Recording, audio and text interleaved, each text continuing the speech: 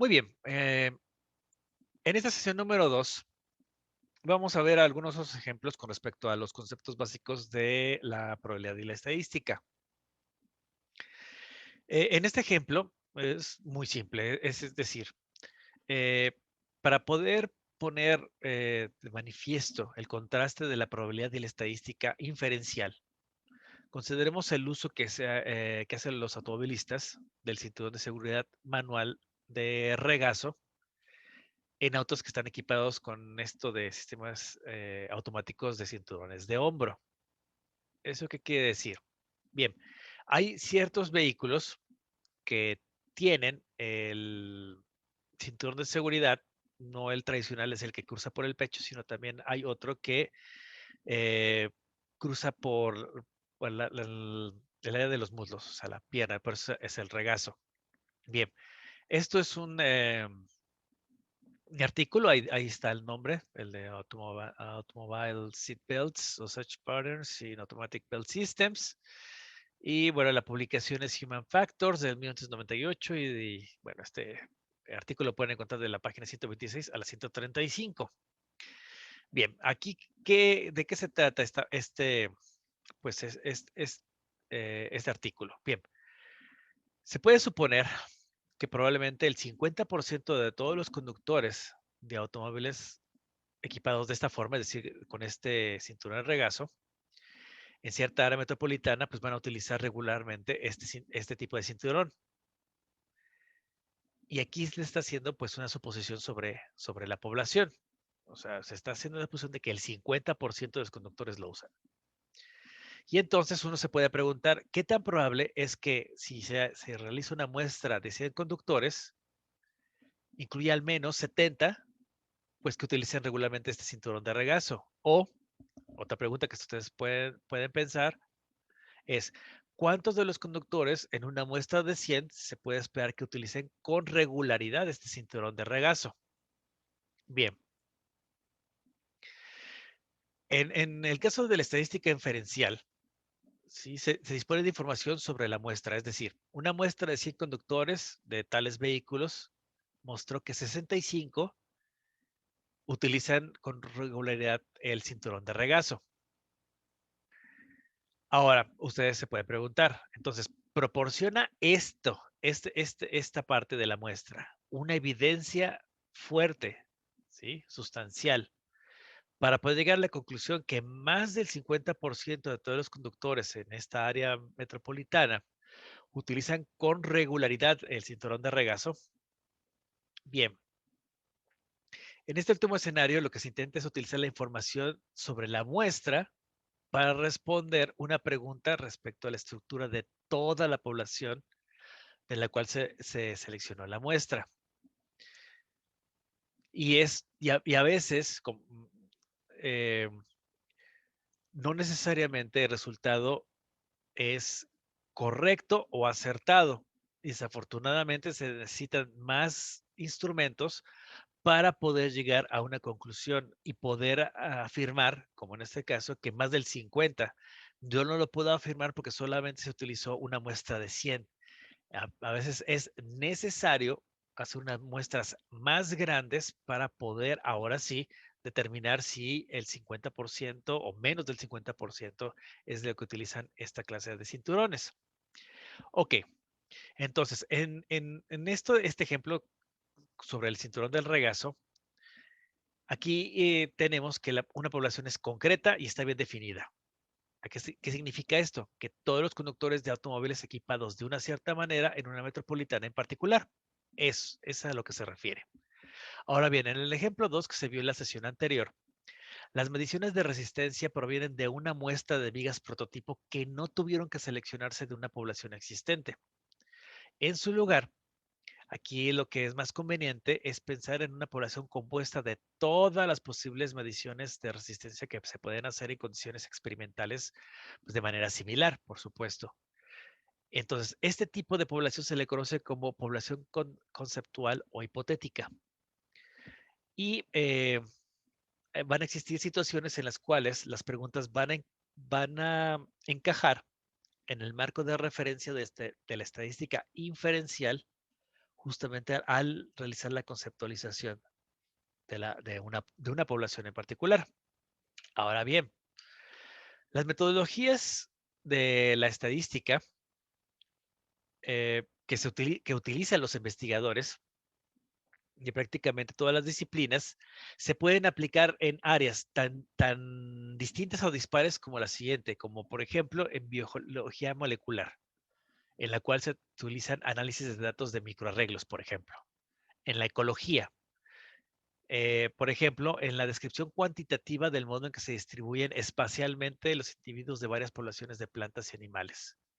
En el caso, por ejemplo, de ingeniería de materiales, sería en el estudio de las propiedades de distintos procesos para retardar la corrosión. En el caso del marketing, el desarrollo de estudios de mercado y estrategias para la comercialización de nuevos productos. En la salud pública, en la identificación de fuentes de enfermedades y sus formas de tratamiento. Y otro, por ejemplo, sería la ingeniería civil, en la cual se evalúan el efecto del esfuerzo de los elementos estructurales y los impactos del flujo de vehículos en las comunidades, por ejemplo. Como pueden darse cuenta, son áreas muy dispares y muy distintas, y sin embargo, la metodología estadística se aplica y se obtienen resultados bastante interesantes.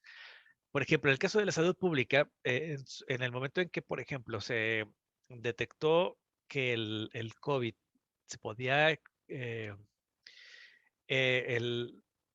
era muy fácil de transmitir, se empezaron a realizar estudios estadísticos, tratando de prever qué tan rápido se iba a expandir. Sin embargo, a pesar de que se tuvieron muchos modelos, ninguno pudo prever en su momento la magnitud, ¿sí? de la enfermedad.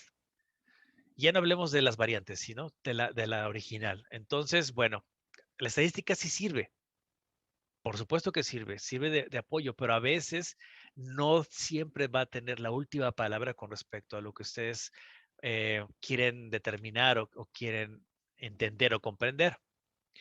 Entonces, a medida que se avance la comprensión de los conceptos que se van a mostrar en este curso, ustedes van a poder encontrar un amplio espectro de escenarios muy distintos en ejemplos y ejercicios que van a ilustrar la aplicación de técnicas de probabilidad estadística que obviamente vamos a estar viendo durante el curso. Muchos de estos escenarios van a involucrar datos u otro tipo de materiales extraídos de artículos sobre ingeniería y de revistas de ciencia. Y los métodos que se van a presentar aquí convierten herramientas establecidas y confiables. ¿Para qué? Para que ustedes lo puedan tener como, dice aquí, o como un arsenal de todo aquel que trabaja con datos, porque de alguna otra forma ustedes tarde o temprano van a tener que realizar una cierta investigación o una aplicación de alguna de las materias que van a ver más adelante o inclusive en su tesis, y de alguna otra forma puede incluir una captura de datos o un cierto procesamiento de esos datos para obtener dar una conclusión o un resultado. Bueno, pues entonces ustedes, la idea de este curso es justamente que tengan estas herramientas y puedan saberlas, cómo utilizarlas.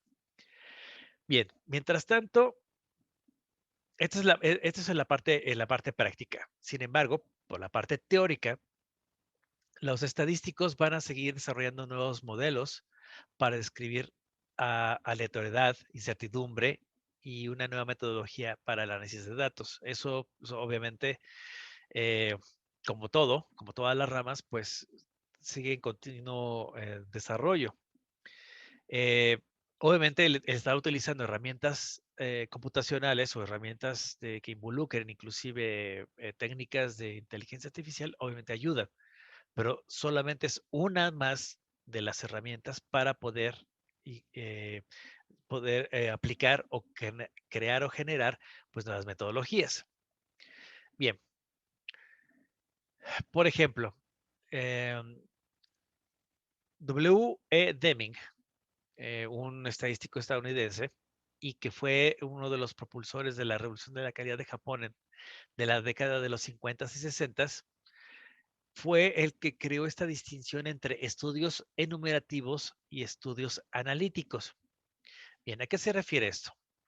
En los estudios enumerativos, el interés se va a estar enfocando en un conjunto finito totalmente identificable y no cambiante de individuos u objetos que son los que forman una cierta población. Entonces, con respecto a los estudios enumerativos, un marco de muestreo, es decir, una lista de individuos u objetos que tienen que ser muestreados, pues tiene la ventaja de que se hayan disponibles para el investigador o puede ser construido sin tanto problema. Como un ejemplo, el marco se podría componer de todas las firmas incluidas en una petición para calificar cierta iniciativa respecto a las boletas de una próxima votación electoral. Esa es una. Por lo general se elige una muestra para indagar si el número de firmas válidas va a sobrepasar un cierto valor especificado. O sea, ese es un estudio enumerativo. En otro ejemplo, el marco puede contener números de serie, por ejemplo, de todos los hornos fabricados por una compañía en particular durante un cierto lapso de tiempo. Y entonces, de toda esta información, yo puedo seleccionar una muestra para poder inferir algo sobre la duración promedio de estas unidades. Es decir, cuántos años se mantienen, después de cuántos años todavía se siguen utilizando o a partir de qué año ya la gente o los empezó a desechar o se empezaron a encontrar ciertos desperfectos. Para eso sirve. Ahora bien, el uso de métodos inferenciales presentados en el curso es razonablemente no controversial en tales escenarios, aun cuando los estadísticos, bueno, se están debatiendo sobre cuáles métodos en particular deben utilizarse. ¿A qué se refiere con no controversial? Se trata de evitar que no eh, se generen dudas o que ciertas ideas o conceptos puedan chocar con ciertas percepciones de religión, de cultura, etcétera. ¿Sí? Se trata de hacerlo lo más aterrizado y sin tanto generar problemas a quienes estén tomando el curso, por supuesto. Ahora bien, un estudio analítico se define como aquel que no sea de naturaleza enumerativa, por supuesto, ¿no? Bien, este tipo de estudios comúnmente se realizan con el objetivo de mejorar un producto al actuar sobre un proceso de cierta clase. ¿A qué se refiere esto? Veamos un ejemplo. El recalibrar el equipo o ajustar el nivel de alguna sustancia, como puede ser la cantidad de un catalizador, por ejemplo. Entonces, a menudo se obtienen datos solo sobre un proceso en particular, uno que puede diferir en aspectos importantes del proceso futuro. De tal forma que en este caso del estudio analítico, no va a existir un marco de muestreo que enliste los individuos o los objetos de interés. Es decir, veamos un ejemplo. Una muestra de 5 turbinas con un nuevo diseño puede ser fabricada y probada para investigar la eficiencia. Entonces, estas 5 turbinas se pueden considerar como una muestra de la población conceptual de todos los prototipos que pueden ser fabricados experimentalmente, obviamente en condiciones similares. Sin embargo, no necesariamente van a representar o van a ser representativas de la población de las unidades fabricadas una vez que la producción futura esté en proceso. ¿Por qué? Porque obviamente va a haber modificaciones. Los métodos para utilizar información sobre estas muestras es útil para obtener conclusiones sobre las unidades de producción futuras, ¿sí? Evitar problemas, ¿sí? Quitar los problemas desde este preciso instante y momento. Obviamente eso no es infalible, sin embargo, es bastante útil una vez que ya se comience una producción ya en serie. Entonces, para esto también se debe de acudir o se puede acudir con alguien que tenga los conocimientos necesarios en el área de diseño e ingeniería de turbinas, por ejemplo, o de cualquier otra área pertinente, aerodinámica, acústica, etcétera, para juzgar si tal extrapolación es sensible. ¿Esto qué significa? Que ustedes pueden estar haciendo una cierta investigación sobre un producto una clase de desarrollo. Sin embargo, a veces los conocimientos, a pesar de que cada vez las ciencias son más interdisciplinarias, a veces se requieren conocimientos extremadamente puntuales.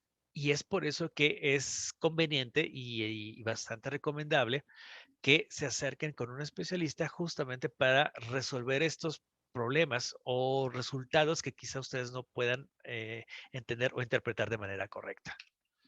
Bien, la estadística obviamente no solo es o se utiliza para la organización y el análisis de datos, una vez que han sido recopilados, sino también es el desarrollo de técnicas para recopilar estos datos. Entonces, si estos datos no son propiamente reunidos, entonces el investigador pues va a ser incapaz de responder preguntas que tengan que ser consideradas con, eh, bueno, que sean respondidas con un razonable grado de confianza. Ahora bien, un problema común es que la población objetivo, que es aquella sobre la cual se van a sacar conclusiones, puede ser diferente de la población realmente muestreada, por ejemplo. Eso ya es un gran problema. Es decir, veamos un ejemplo. A los publicistas les gustaría contar con varias clases de información sobre los hábitos de sus clientes potenciales para ver televisión. Entonces, la información más sistemática de esta clase se obtuvo eh, colocando dispositivos de monitoreo en un pequeño número de casas a lo largo de todo Estados Unidos. Entonces, aquí se ha conjeturado que la colocación de semejantes dispositivos por sí misma lo que está haciendo es modificar el comportamiento del televidente, de modo que las características de la muestra pueden ser diferentes de aquellas justamente de la población objetivo. Eh, Muchas personas eh, dicen o piensan que el hecho de que ustedes tengan una caja de televisión por cable ya es una invasión a su privacidad porque están monitoreando constantemente qué canales ven, qué programas ven, qué horarios mantienen el equipo encendido, etcétera, etcétera. De tal forma que ellos, o sea, las compañías, venden esos datos a las personas de publicidad y ajustan las campañas a cierto producto a determinadas horas, días, etcétera, etcétera. Y eso es solo una parte de lo que pueden utilizar con esa información. Cuando la recopilación de datos implica la selección de individuos objetos de un cierto marco, pues el método más simple para garantizar una selección representativa, pues justamente es pues tomar una muestra simple. ¿Qué es una muestra simple? Pues esta es una para la cual cualquier subconjunto particular de tamaño especificado, por ejemplo, una muestra de tamaño 100, va a tener la misma oportunidad de ser seleccionada. Es decir, si el marco se compone de 1 millón de números de serie, los números 1, 2 hasta el 1 millón podrían ser anotados en unas ciertas hojitas de papel, ¿sí? Y estas hojitas de papel de tamaño y color idénticos. Ahora bien, ustedes toman este millón de papelitos en una caja y lo revuelven perfectamente. Y entonces ustedes van a estar sacando uno por uno hasta tener un cierto tamaño de muestra requerido. Es decir, de ese millón, por ejemplo, ustedes pueden sacar 100, pueden sacar 500, pueden sacar 1000, pueden sacar 10,000, por ejemplo. Y entonces, de manera alternativa, y es preferible, se podría utilizar una tabla de números aleatorios o en otro caso es utilizar software generador de números aleatorios. Ustedes indican desde dónde hasta dónde van a tener números, o sea, desde qué número, a partir de qué número y cuál es el número límite. Ustedes pueden hacer que este software pues les genere la cantidad de números que ustedes requieran. Así como les comentaba, 50, 100,000, 10,000, 100,000, 500,000, etcétera. ¿Por qué? Porque con eso tendrían una cierta oportunidad de igualar la probabilidad de ser seleccionado y entonces tratar de garantizar que esta selección es realmente representativa. Muy bien. Entonces, en ocasiones se pueden utilizar otros métodos de muestreo para pues facilitar este proceso de selección, porque realmente generar números al azar a veces no es precisamente la mejor opción, sobre todo si es una muestra extremadamente grande. Ya pensar, por ejemplo, en una población de 1 millón de personas ya es una buena cantidad.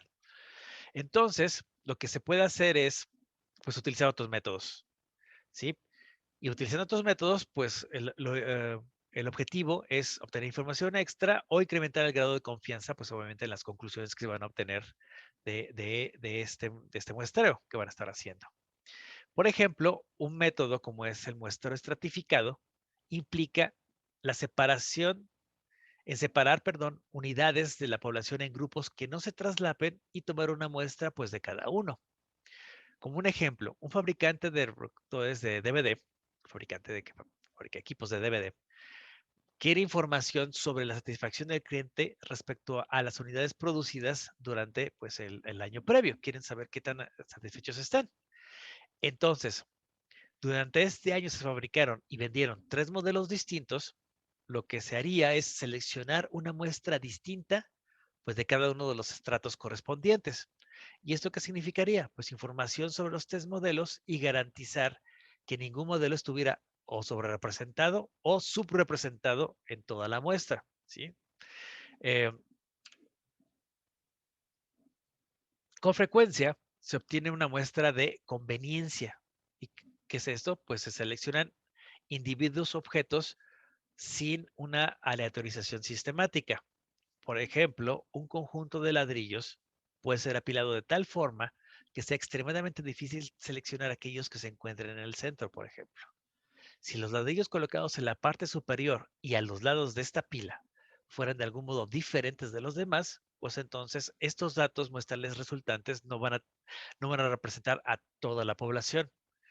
De tal manera que a menudo un investigador va a suponer que esta muestra de conveniencia representa una forma aproximada de una muestra aleatoria, en cuyo caso se utiliza el repertorio de métodos inferenciales de un estadístico. Y sin embargo, pues bueno, este va a ser una cuestión de criterio. Y como se pueden dar cuenta, pues no hay una certeza ni garantía. Entonces, ingenieros y científicos normalmente lo que hacen es pues reunir datos, realizando pues, alguna clase de experimento. Y esto implica la decisión de cómo asignar varios tratamientos diferentes, es decir, tales fertilizantes o recubrimientos anticorrosivos a las varias unidades experimentales. Por ejemplo, parcelas o tramos de tuberías, según sea el caso. Y por otra parte, un investigador puede variar de manera sistemática los niveles o categorías pues, de ciertos factores, es decir, presión o tipo de material aislante, y observar el efecto en alguna de las variables de respuesta que ustedes quieren medir, por supuesto, es decir, el rendimiento de un proceso de producción. Bien, veamos otro ejemplo. Un artículo en el New York Times del 27 de enero del 87 reportó que el riesgo de sufrir un ataque cardíaco puede disminuirse tomando aspirinas. Bien, esta conclusión se basó en un diseño, perdón, en un experimento diseñado de tal forma que incluía un grupo de control de individuos que consumieron únicamente placebos, pero que tenían la forma de aspirina, pero del que se sabía pues era inerte. Bien, y un grupo de tratamiento que consumió aspirina pues de acuerdo con un cierto régimen específico. Bien, los sujetos fueron asignados a cada grupo al azar para obviamente protegerlos contra cualquier perjuicio y de tal forma que se pudiera utilizar métodos basados en la probabilidad para analizar los datos. Muy bien, entonces, de los 11.034 individuos del grupo de control, 189 experimentaron pues subsecuentes ataques cardíacos. Solo 104 de los 11.037 en el grupo de aspirinas sufrieron un ataque cardíaco. Interesante. ¿Por qué? Porque la tasa de incidencia de ataques cardíacos en el grupo de tratamiento fue de casi solo la mitad de la del grupo de control. Entonces, una posible explicación de este resultado, pues es, por ejemplo, la variación de la probabilidad de que la aspirina en realidad no tiene el efecto deseado y la diferencia observada es pues solamente una variación típica. Y es del mismo modo que cuando ustedes lanzan dos monedas idénticas, pues obviamente normalmente va a producir un diferente número de veces que caiga, por ejemplo, cara o águila o sol. Sin embargo, en este caso, los métodos inferenciales lo que sugieren es que la variación de la probabilidad por sí misma no puede explicar de manera adecuada la magnitud de la diferencia observada.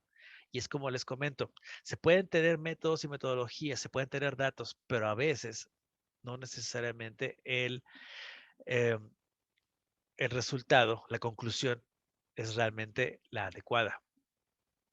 Otro ejemplo, un ingeniero lo que desea es investigar los efectos tanto del tipo de adhesivo como del material conductor en la fuerza adhesiva cuando se monta un circuito integrado sobre un cierto sustrato.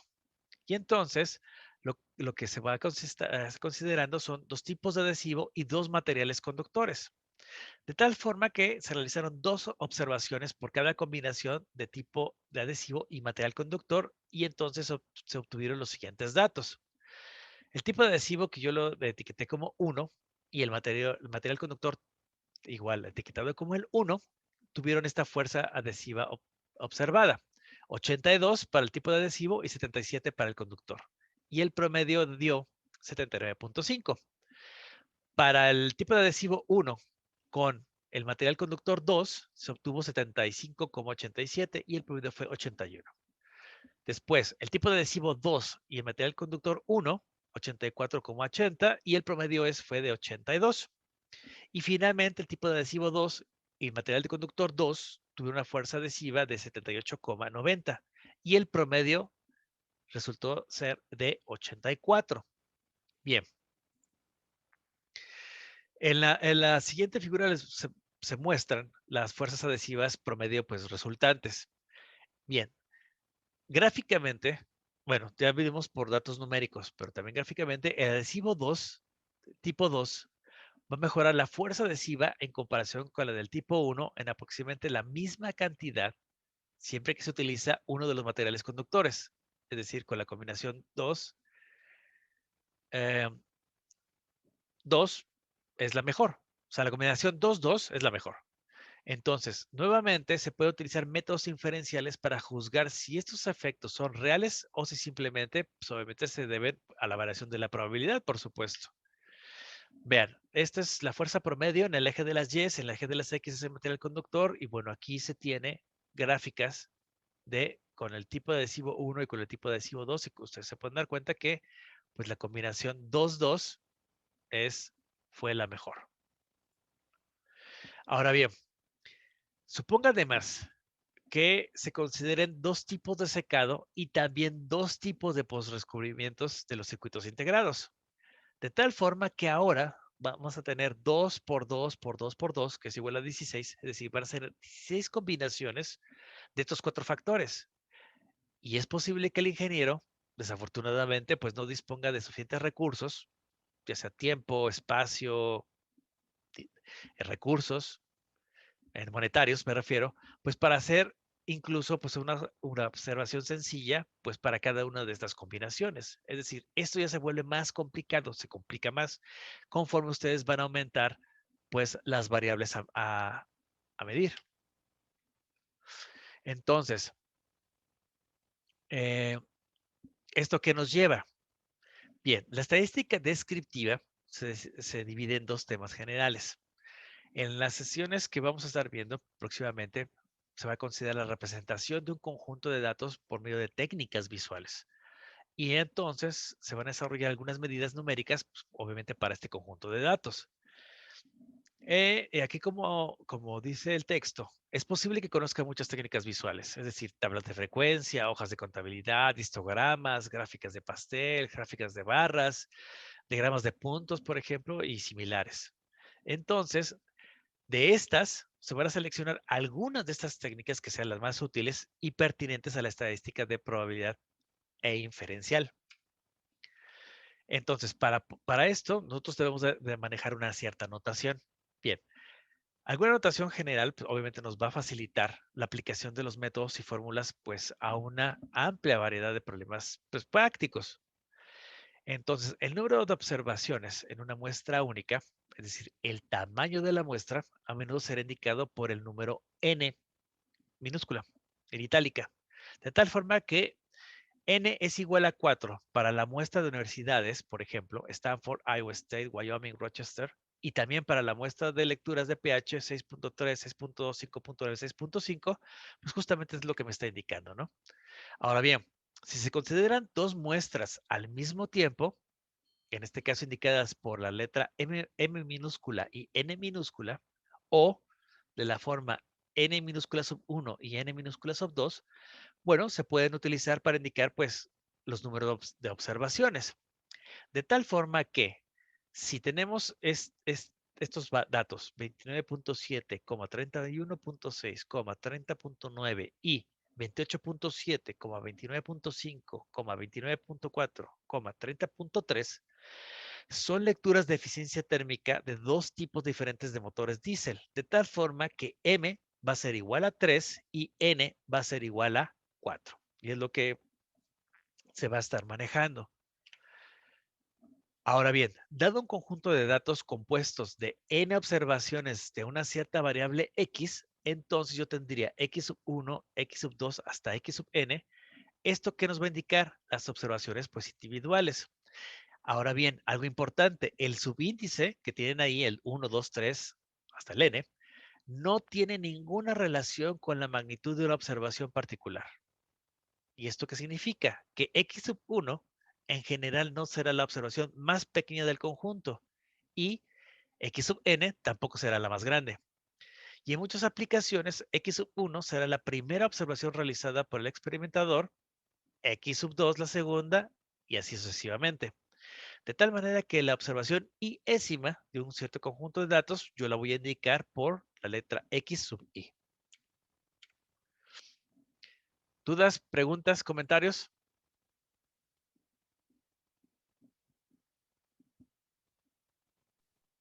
No, maestro, todavía no. Ok. Sí, sí, bueno, digamos que esta parte ya se termina. Una introducción así más de teoría, texto. Y ahora sí, con esta parte de indicar que vamos a estar manejando notaciones, vamos a comenzar a manejar las pues, representaciones básicas. Y de ahí, pues, hasta el final. Vamos a dejar ahora sí, dejamos atrás la parte aburrida y entraremos a la parte divertida, que es, pues, las representaciones con las fórmulas, ecuaciones y, bueno, resolver problemas. Y espero que, pues, bueno, se diviertan ya bien en esta parte. Te dejamos la parte, insisto, aburrida y vamos a ver cosas más interesantes. Pues, bueno, si no tienen más dudas, vamos a dejarlo por el momento hasta acá. Eh, la, la, La presentación nuevamente va a estar disponible en Eminos para que la puedan revisar. Y bueno, el video, espero pronto ya también ponerlo en el canal, subirlo en el canal y para que ustedes también lo puedan revisar. Entonces, de mientras, vamos a dejarlo hasta acá. Tengan una bonita tarde. Cuídense mucho. Gracias, maestro. Maestro, Hasta luego, igualmente. maestro. Gracias. Con Hasta gusto. luego, Bonita maestro. tarde. Nos vemos. Bonita tarde.